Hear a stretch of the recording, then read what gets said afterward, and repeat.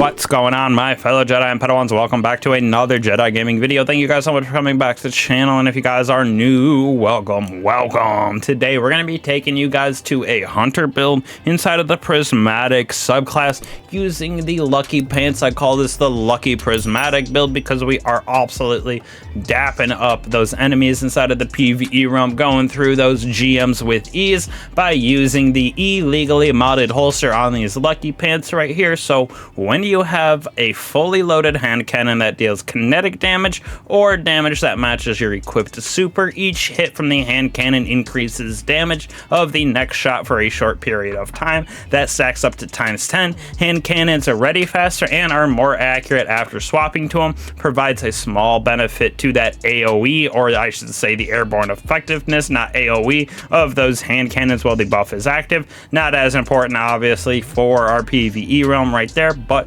this thing with the combination of what we got absolutely juices those champions, juices anything in that endgame content, because Lucky Pants are just disgusting. So for our subclass that we got, we're going to be using a stasis subclass, so we can use that nice new 2-round burst that goes in our kinetic slot, which is also a stasis burn.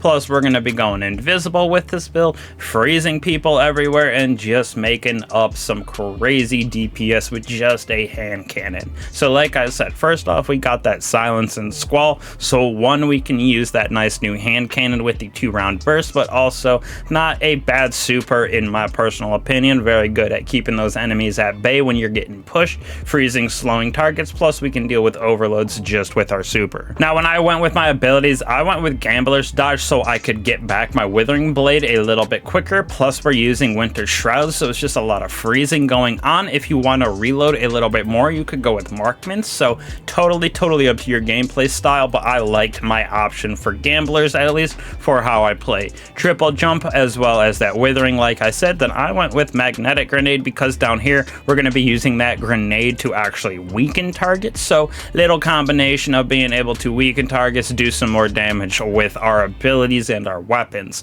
Winter Shroud, like I said, so we can slow those targets when we dodge. Then that Stylus Executioner, being able to go invisible,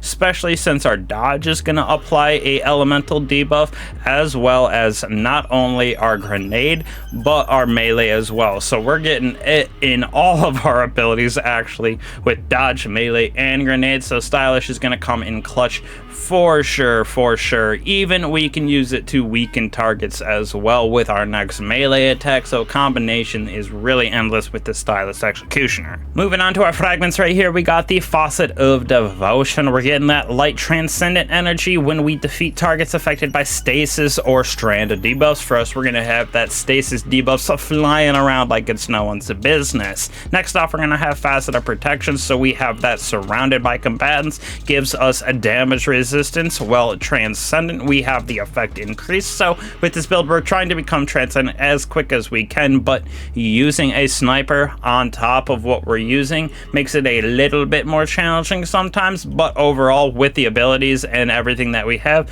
becoming transcendent isn't too bad, because one, we do have Facet of Devotion backing us up. Next on those, we got Facet of Purpose up there, so picking up those orbs of power is gonna, one, for us, grant us that frost armor, which is super nice to reduce even more damage. So this on top of Facet of Protection really helps us to stay alive in that end game. Like I said earlier, this Facet of Dominance is gonna be able to create our grenade right there to weaken those enemies on top of Stylus Executioner with our next melee. So we're going to be able to weaken with a lot of different things on this build. Then last, we got Facet of Ruin, increase the size and damage, a burst of our Shatter of the Stasis Crystal or frozen targets. So with this, we're going to be getting that a decent amount, like I said, because of our dodge. Withering Blade, and then with our stasis weapon, is also going to kind of slow enemies depending on the situation because of our artifact mod that we have on, which I'll go over at the end as well. But with the build, freezing, very easy. We're weakening targets everywhere, and we're becoming invisible. So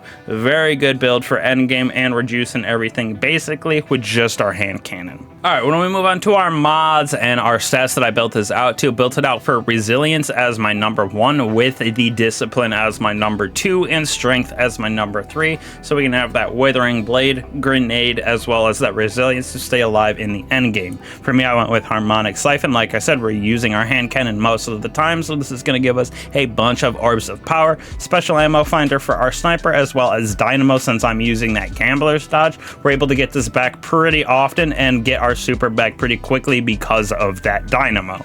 Top of that, impact induction as well as momentum transfer, giving us that internal feedback loop of getting our grenade and melee back when we do damage with the other version of that, as well as grenade kickstarter, so all those orbs of power and armor charge that we're getting, helping us to get back that magnetic grenade as quick as possible so we can cause those explosions and that weakening effect everywhere. For the chest piece, I went with double arc resistance because of the GM that I was going into. Arc resistance was necessary, as well as the melee damage resistance, but this is totally up to you. You can switch these out for literally anything depending on the type of content that you're going into and what the actual surge of damage is. Now on our boots, we got recuperation, restoration, absolution. These two help us get back our abilities a little bit faster when we pick up orbs of power. Recuperation gives us back our health, so another way for us to stay alive, on top of the invisibility, on top of the frost armor, and on top of facet of protection that we got, so little nice extra protection that we got. Powerful attraction every time we dodge. Since we're using that gambler's dodge with that withering blade, we're going to get it back dodging all the time, so all those orbs of power just coming right to us, so we can always have that armor charge for our grenade kickstarter. Reaper to help us to create even more orbs of power, and then bomber, of course, so we can get back our grenade even faster with this build. Positive feedback loop everywhere with this thing. Now on to some important things for this build right here. Mostly right in this bad boy, we're going with the bold endings. That headstone desperate measures on this helps us to do some crazy synergy with creating those stasis crystals, proccing facet of ruin, which will help us to create even more of those explosions, or the shatter has a bigger AoE. Desperate measures gives us a nice little bit of damage increase, plus with the Lucky Pants, this thing is absolutely juicing those enemies no matter what it is.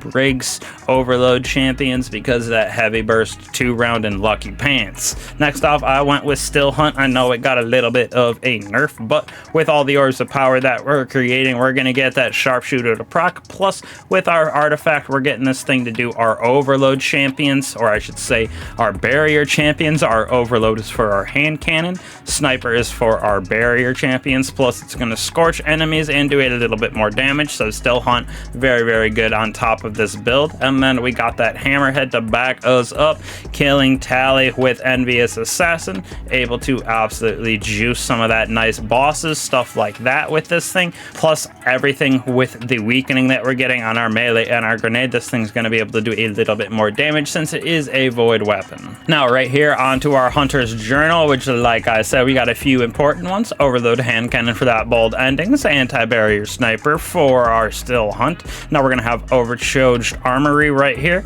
with that dealer's choice, very good for our hand cannon, as well as when we get those precision defeats or rapidly defeating targets, we're also going to get a solar explosion on top of the stasis that we're getting. So really like that combination of the winning hand. Now this right here is probably the most important perk on it for sure, so we can get that slow and freezing effects based on the burst from the hand cannon. So when we defeat slowed or frozen targets, it will also create a burst of slow, so we can slow and freeze targets with our hand cannon. We're going to have incendiary rifle rounds, so that sniper, like I said, is going to scorch as well as do more damage with this by hitting those stacks. It is pretty nice to have that on the Still Hunt. Then last but not least, we're going to become amplified very easily because of galvanic armor, radiant as well because of radiant orbs, and then also because of everything that we got on this, we're going to have amplification and radiant, so grenade coming back faster and doing more damage,